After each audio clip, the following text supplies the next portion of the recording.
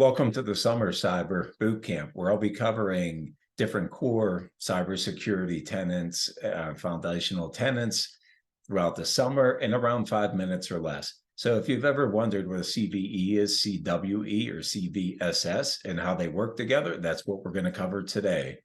So first off, what's a CVE? CVE is a common vulnerability and exposure. This is a weakness found in a system, a specific piece of software that a researcher had found and submitted to the National Vulnerability Database.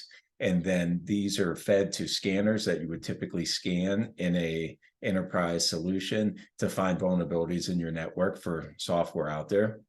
You could also come out here as an individual and look up any piece of software you have running in your environment on your system and see if there's vulnerabilities associated with it and understand how to remediate those vulnerabilities.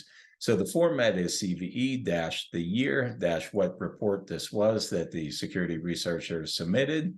And typically to be submitted, they have to not only find a vulnerability, but demonstrate that it's exploitable and document how it works.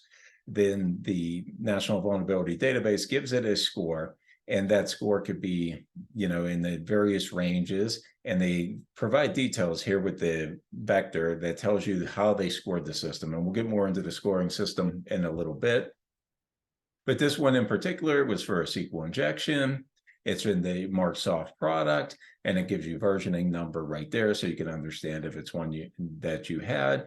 And then it also gets into the CWE, and essentially what CWE is common weaknesses enumeration. So this is more of a bucket category that doesn't apply to a specific piece of software, but instead it's actually a categorization of the type of vulnerability so that you can do things like prioritize your vulnerabilities within your environment and understand what categories you have the most vulnerabilities in. So you can take not only your reactive vulnerability mitigation steps, which would be patching, updating, etc., but you could put proactive controls in place. Maybe it's a secure coding pipeline.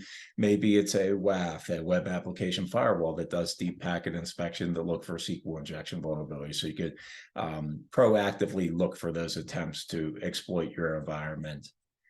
Another one here is the another SQL injection, Hotel Druid, which is an open source software for looking at rentals and how to manage those, and it just helps property management. Once again, a score, a vector here telling you how it was scored, and here they actually give you an exploit.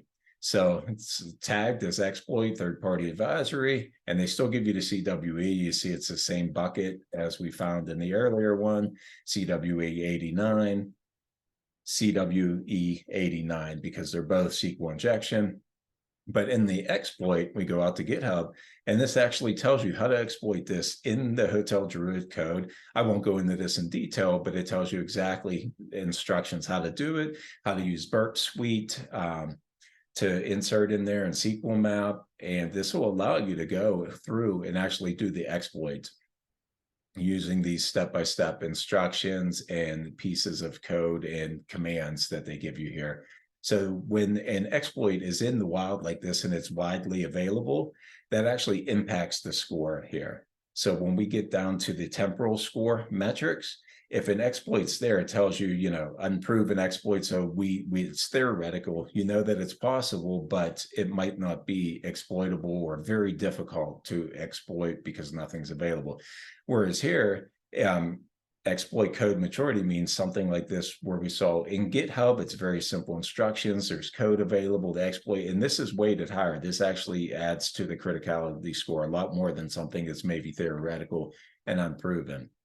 But for the basis of this scoring, you have your base score, temporal, environment, and then an overall score. When things are published in the National Vulnerability Database, they actually just use a base score metrics. And the reason for this is things like temporal scores change. It may be unproven when it's first submitted, but a year or two later, it could be highly exploitable because there's code available and people work on it and distribute it in the wild.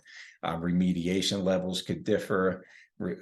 So there's a lot of different factors. Environmental score metrics, this is not scored as well because this is meant for your particular environment.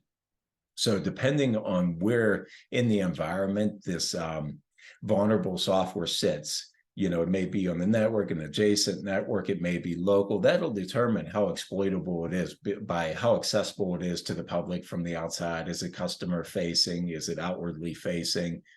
The attack complexity will vary based on your environment. So you may have a successful attack depending on something where, regardless of what the malicious actor may do, it may be very hard to exploit because there has to be something particular in your environment that allows them to access it. Where low would be, it's pretty open, and if they can use an exploit out there, they can do it. So these complexities differ by how many defensive controls you have in place. Do you have defense in depth? So this is very much related to your personal environment. Like I said, the temporal's a point in time snapshot. So that's why these are the only things, the base score, that are actually published out there. I won't get into the metrics, but if you look at the equation here, this does show you and give you an understanding of the weighting and how you use the weighting when you add in your own score pieces as well. So this was the rundown of vulnerability management and how vulnerability management works in an enterprise. Thank you for joining.